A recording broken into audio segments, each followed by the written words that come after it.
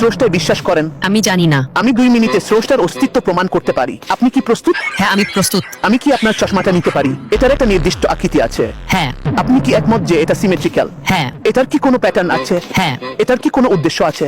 হ্যাঁ। এটার কি ডিজাইনার আছে? হ্যাঁ। কেউ এটাকে বানিয়েছে? হ্যাঁ। আপনি কি সেই ডিজাইনারকে দেখেছেন? না। তাহলে কিভাবে জানেন যে এটার একজন ডিজাইনার আছে?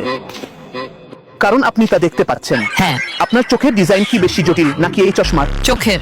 তাহলে যদি এই জিনিসটা ডিজাইনার থাকে, উদ্দেশ্য থাকে, প্যাটার্ন থাকে, তাহলে আপনারও কি থাকতে হবে? ডিজাইনার।